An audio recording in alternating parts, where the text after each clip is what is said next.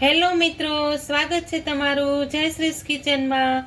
તો આજે આપણે બનાવીશું સિંગની ચીક્કી। તો ઉત્તરાયણમાં સ્પેશિયલ બનાવવામાં આવતી સિંગની ચીક્કી બનાવવાની છે। તો અહીંયા મેં સિંગદાણા લઈ લીધા છે। તો પહેલાં આપણે સિંગને સારીથી શેકી લઈશું। તો આપણે અહીંયા પેન મૂકી દીધું છે। હવે આપણે તેમાં સિંગદાણાને સરસથી શેકી લઈશું।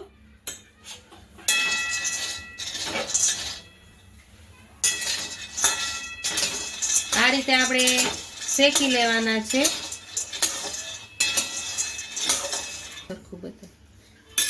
તો આપણા દાણા એકદમ સરસ રીતે શેકાઈ ગયા છે। તો હવે આપણે ગેસ બંધ કરી દઈશું। તો આ રીતે આપણે શેકી લેવાના છે। આમ લેતા જ આપણા ફોતરા ઉખડી જાય એ રીતે આપણે શેકી લેવાના છે। તો આપણે 5 મિનિટ ઠંડા થવા દઈશું।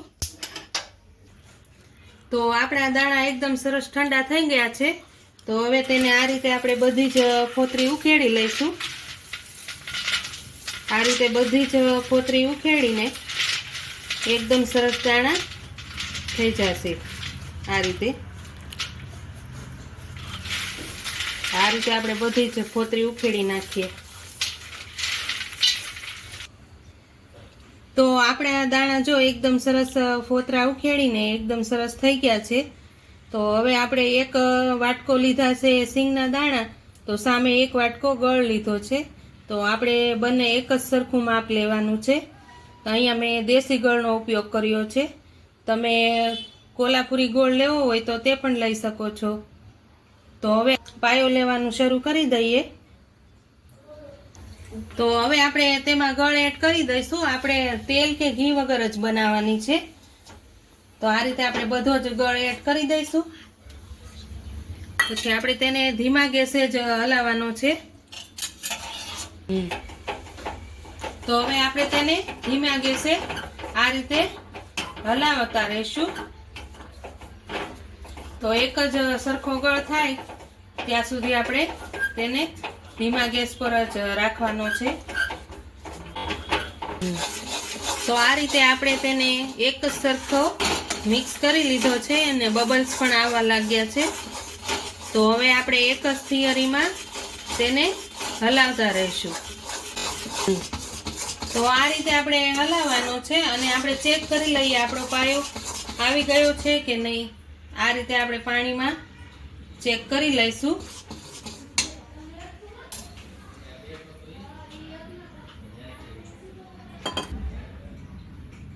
તો હજી આપણો પાયો બરાબર આવ્યો નથી। જો આ રીતે લાંબી થાય તો આપણો પાયો હજી નથી આવ્યો। તો હજી તેને થોડીવાર હલાવતા રહીશું। તો આપણે ફરીથી ચેક કરી લઈએ કે આપણો પાયો આવી ગયો છે કે નહીં। તો તમે જોઈ શકો છો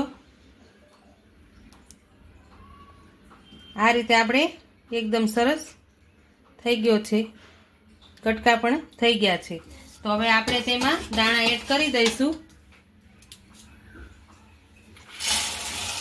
આ રીતે આપણે બધા જ દાણા એડ કરી દઈશું ને સરખી રીતે મિક્સ કરી લઈશું।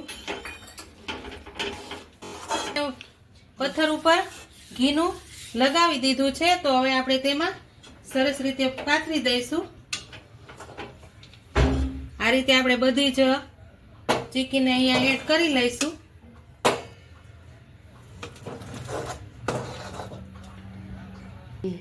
તો આ રીતે આપણે એક સરખી કરી લઈશું અને વેલણમાં થોડું ઘી લગાવીને ધીમે ધીમે આપણે આ રીતે કરતા જઈશું।